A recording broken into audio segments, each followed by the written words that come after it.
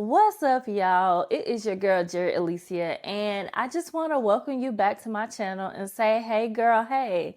So listen, this channel is does a few different things, right? So let me just tell you a little bit about me.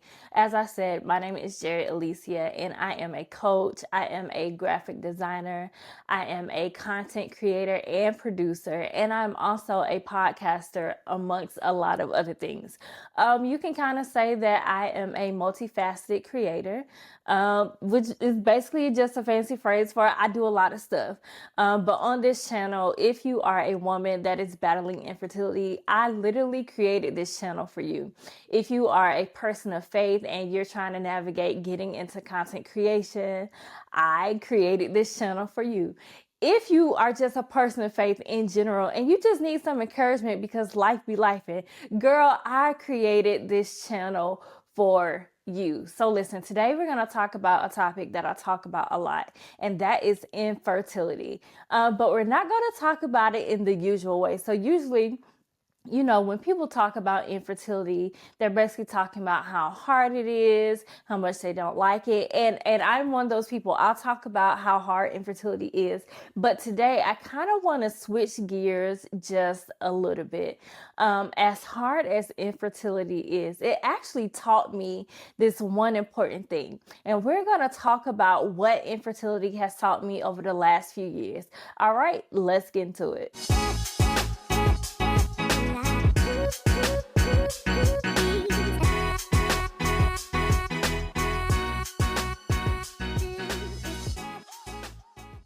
What's up, y'all? So listen, today we're talking about infertility.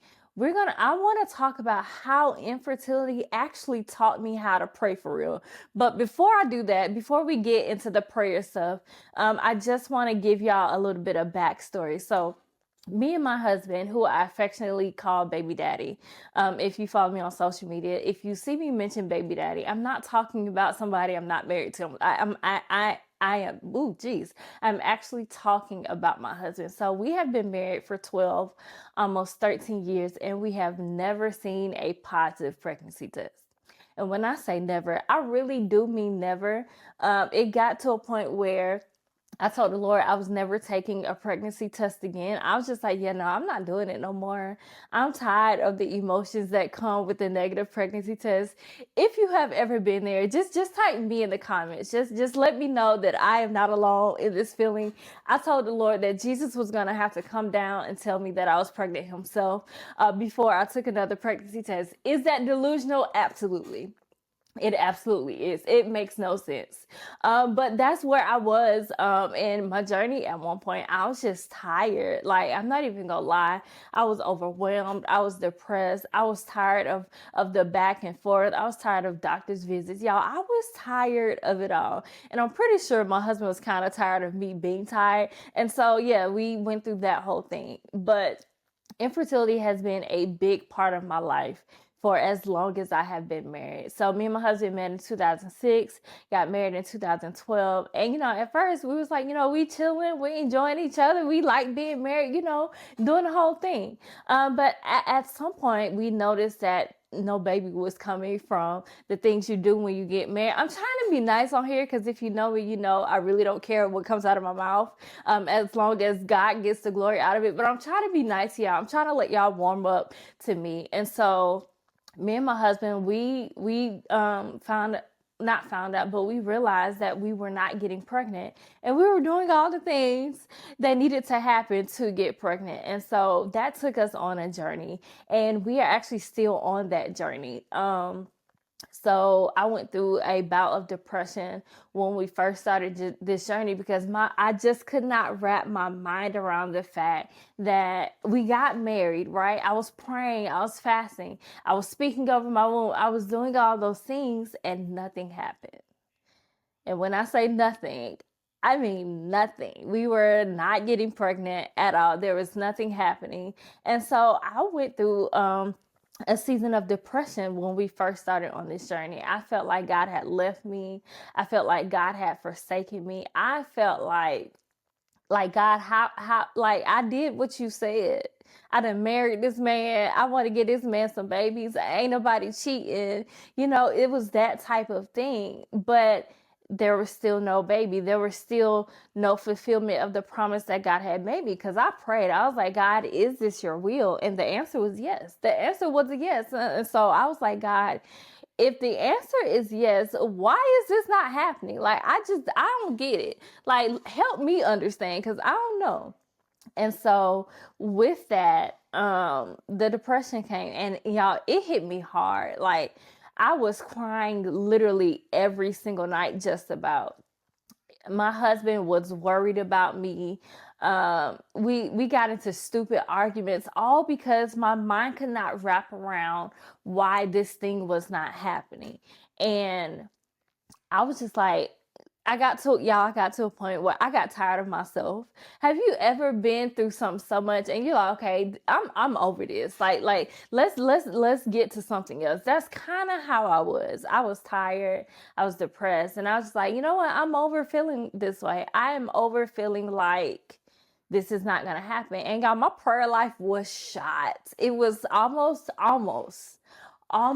non-existent. I still prayed, but it didn't look like it should have looked, right? So even before infertility, I can honestly say that my prayer life, it was good. I'm not gonna throw it all away. It was good, but for what God has called me to do, and part of that is being an intercessor, my prayer life didn't really add up to that, right? It didn't really. It was like, it was so. As my Spanish friends would say, it was más o menos, right? And so I would pray, but it would just be like, okay, I'm done. Let me go do something else. It would be more out of tradition or more out of obligation than anything else. So when I prayed, it was just like, okay, this is something that I need to do because, that's what I'm supposed to do. It wasn't because I had a relationship with Jesus, which I did, but that's not how I prayed. Like, I had the relationship. I love Jesus with all my heart, but excuse me, prayer wise, it was just like, okay, I'm just doing this just to be doing it. And that's not how prayer should be. Prayer should be a conversation with the Lord. It should be worship. It should be seeking the Lord. At one point, my prayers only consisted of, I want a baby or something dealing with the baby, right? And so that was not great. But what I can say is, after a while, I got tired of living like that. I got tired of not really having the relationship with God that I know I wanted to have. Not even needed to have, but I wanted this particular type of relationship with the Lord. And I got tired of that not happening. So I used to pray out of routine, but at some point I got tired of that. At some point a shift happened in my mind first. Cause I don't know if y'all know this, but you gotta think it before you do it. I don't know if y'all know that. I didn't know that. I was just like, okay, I was just kind of going through the motions or whatever. But it got to a point where I didn't want the routine relationship with God anymore. It wasn't even about the infertility anymore when I got to this point. I was just like, God, I need you. And so infertility literally taught me how to pray for real, because before it was surface, it was routine, it was all those things. But when I really started to seek the Lord, because I was in pain, like, I don't know if we understand that a lot of people, their prayer life is birthed out of pain. I know mine was birthed out of a lot of pain. And one day in prayer, I just, like, I was bawling, I was crying, because I was just like, something has to give.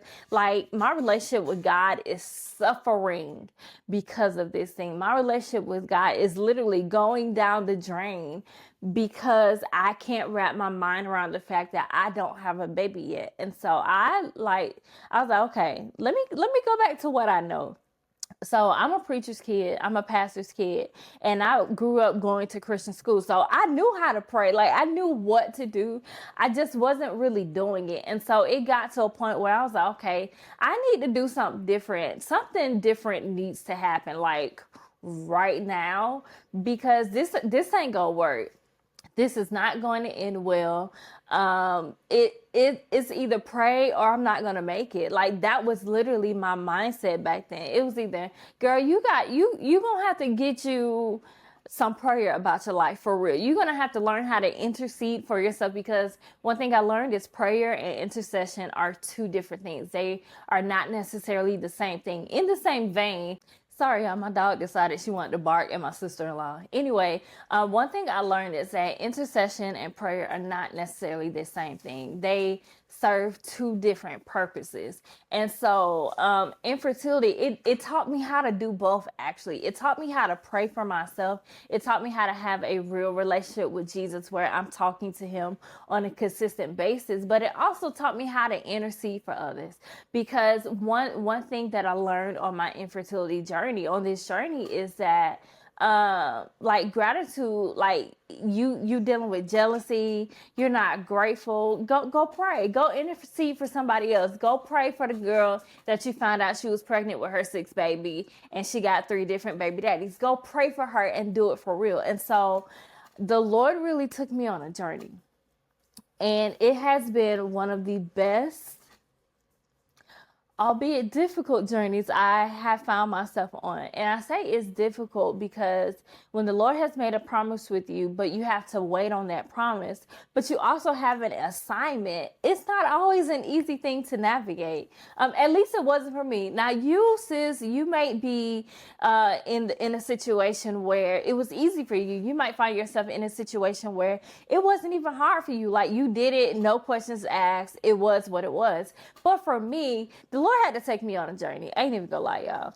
He had to take me on a journey. He had to, let's just say, he had to get your girl together, okay? Because I was doing a lot. Just emotionally and spiritually, I was doing a lot. And the Lord was like, yeah, no, that's not how I called you to be. That's not what I called you to do. I'm going to need for you to get it together. And so me and the Lord began to get it together. And we did that in prayer. I can honestly say, I don't wish this journey on nobody. I don't care what you do to me. I do not wish this on nobody. However, I am grateful for this journey. I am grateful that the Lord has used this journey for my good and for his glory. Like, I literally learned what Romans 8:28 means. So Romans 8:28 says, dang, I just had a brain fart. Anyway, Romans 8:28 says that God will, it basically says that God will use everything for his good, for the good of those that love him. I am stumbling all over that verse. I will make sure I put it at the bottom so y'all can see it. But yeah, so Romans 8:28 basically says that it's all gonna work out for the good of those that love him. And I really did love the Lord. And so when I started really studying Romans 8:28, I was like, oh God, you're using this. Like, I'm not just going through this for no reason at all. I'm not just, going through the motions. I'm not just dealing with all this stuff for no reason. Like, you're actually going to use this. You're actually going to get birth purpose out of this. You're actually going to have allow me to have a testimony just from this. Y'all, I have read Romans 8:28 since I was little. Like I said, I went to Christian school. My mom was a pastor. I've literally been in church all my life. So I've heard Romans 8:28. But I did not realize that when it says all things, there we go. Thank you, brain. All things work together. Well, I should say, thank you, Holy Spirit. All things work together for the good of those that love him. Like, when it says all things, it really does mean all things. It don't mean just the things that are good. It doesn't mean that the things that are just, mediocre, kind of intermediate. It's not too bad, but it ain't too good either. It's not talking about those things. It's talking about the good, the bad, the ugly, and the downright insane. And so when I started studying this while going through this fertility journey with my husband, I realized that even this could be used for good. Like, even this could have some good come out of it. Now, at first I was like, now God, why me though? Like, why I gotta go through this? I don't understand. I don't like this. Like, you really could have chose somebody else for this. That's what I told God. I was like, God, if you want to to take this away? Like, go ahead, because this is bananas, sir. This is a lot.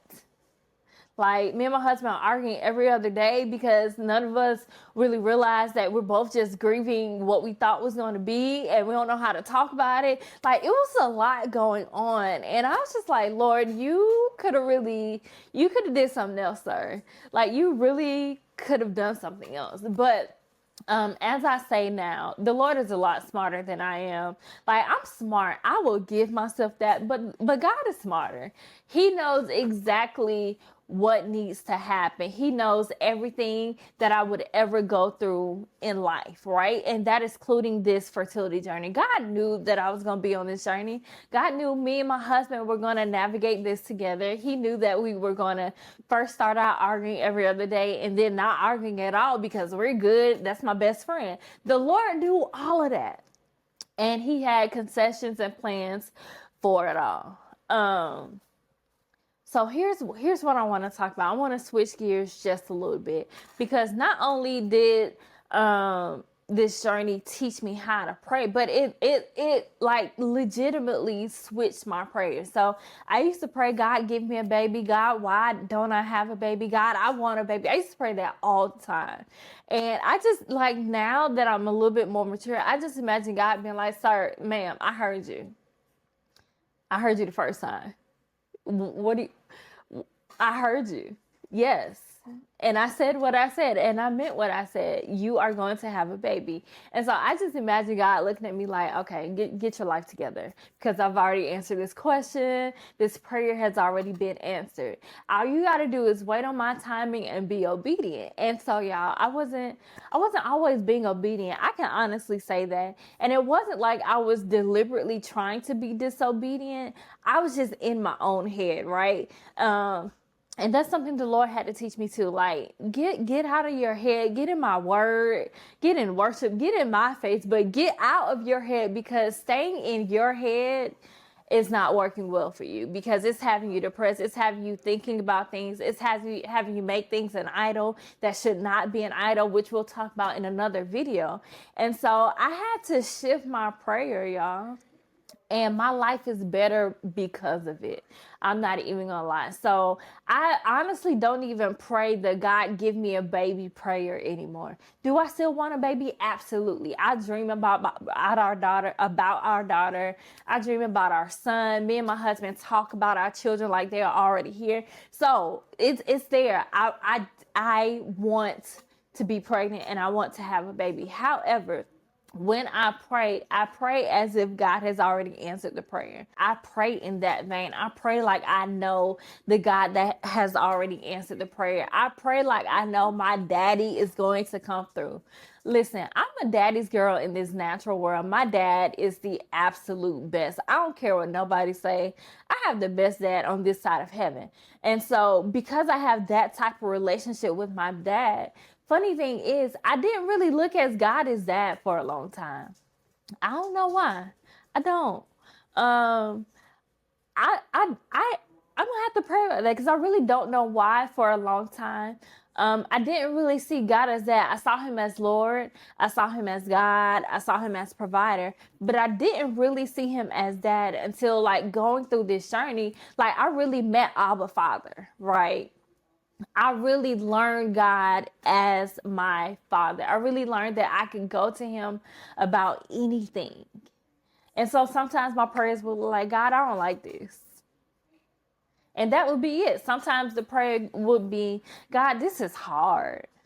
God, I don't like this.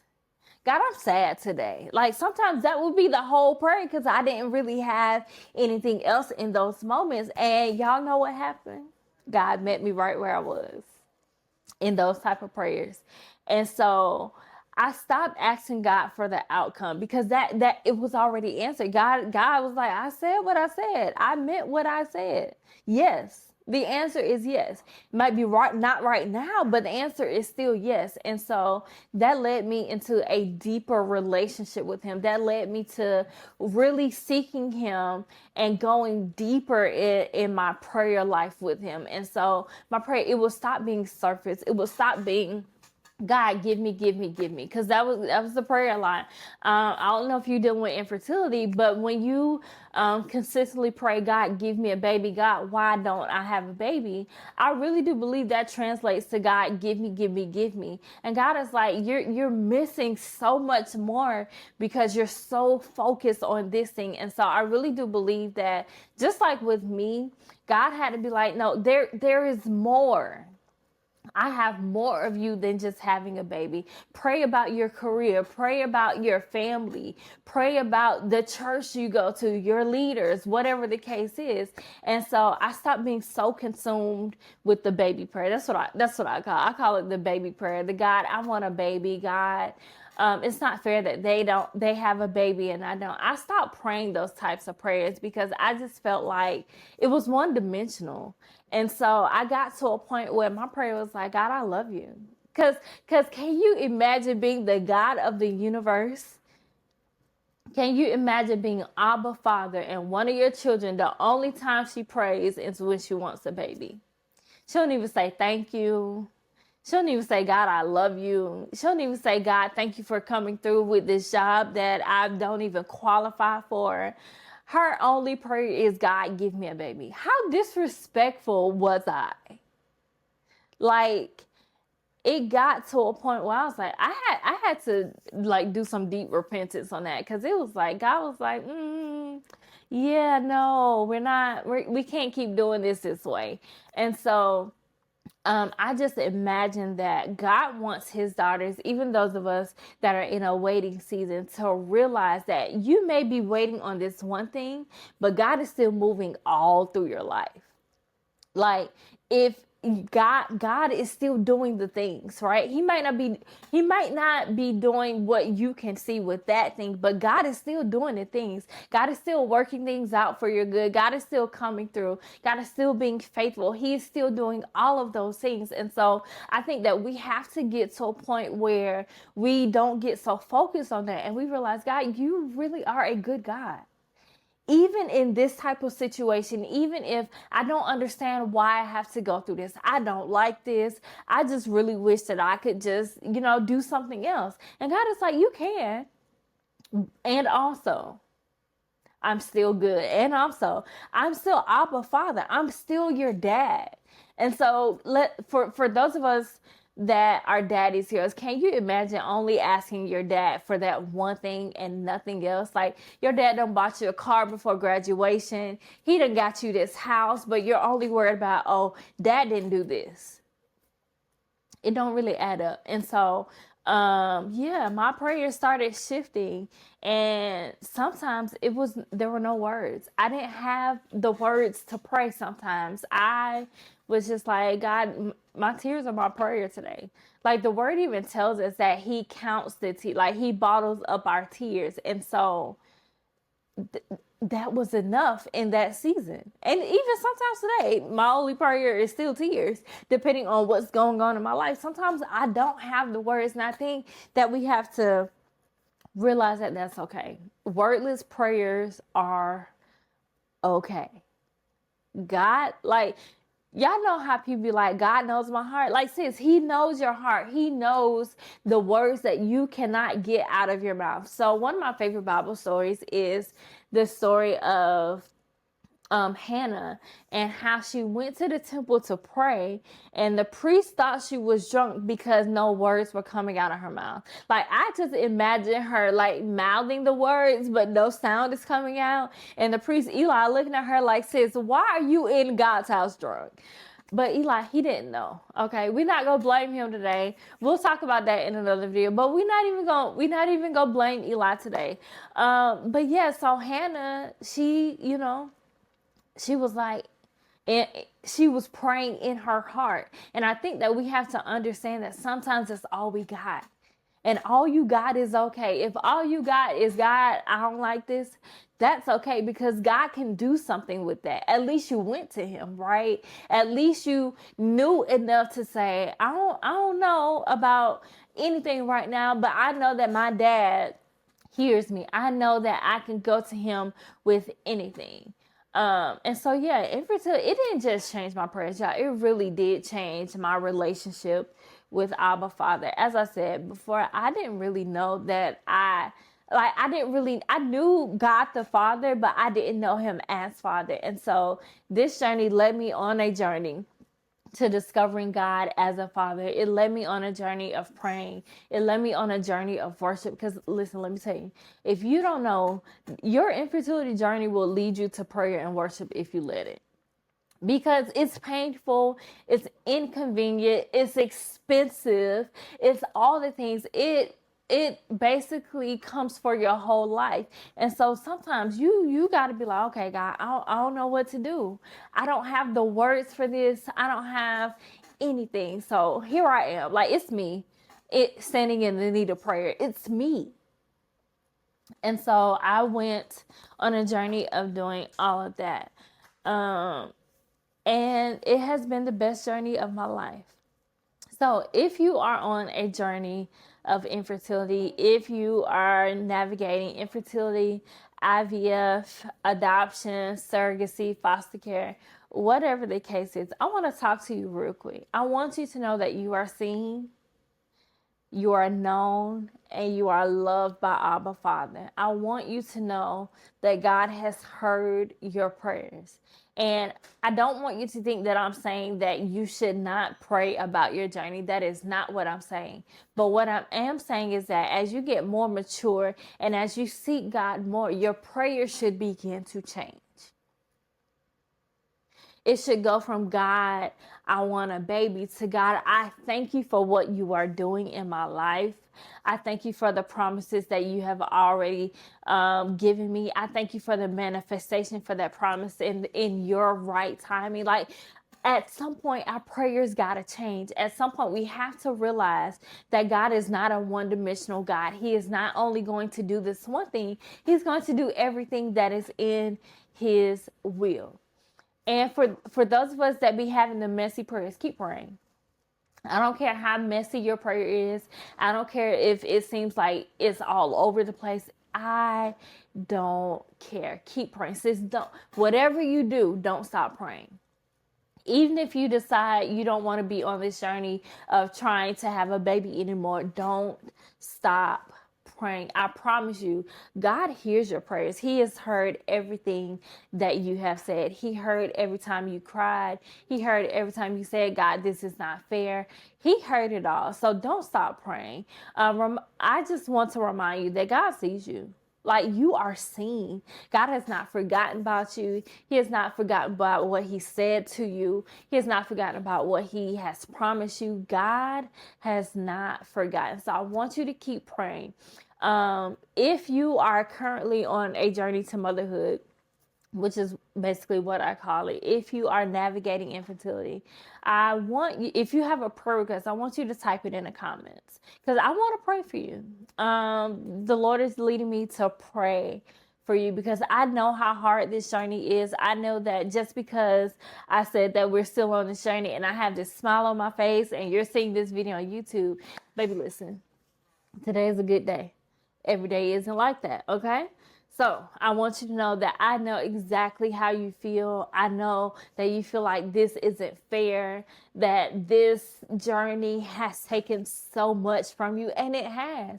It has taken your joy. It has taken your peace. It's taken your hope. It has taken, some of you, it has taken your relationships or your marriages. Let's just be honest, because that is some people's realities. The only reason it's not my reality is because the Lord saw fit for it not to be my reality. That's the only difference between me and you. I promise. I promise. Okay, because it could have been us. But if you are navigating this, type your prayer request in the comments. If you are like, man, I need some help, like one-on-one. I call it faith and fertility coaching, where I coach you through your emotional and spiritual journey. I am not a fertility coach in the sense that I'm going to promise you that you're going to get pregnant in 6 months. I'm not going to give you no supplements or no food or anything like that. What I will do is pray with you. I will encourage you. I will hold you accountable. I will let you vent and do all the things. If you feel like that is something that you need, you can DM me on Facebook, Instagram, or wherever. I'm on all social media at Geri Alicea.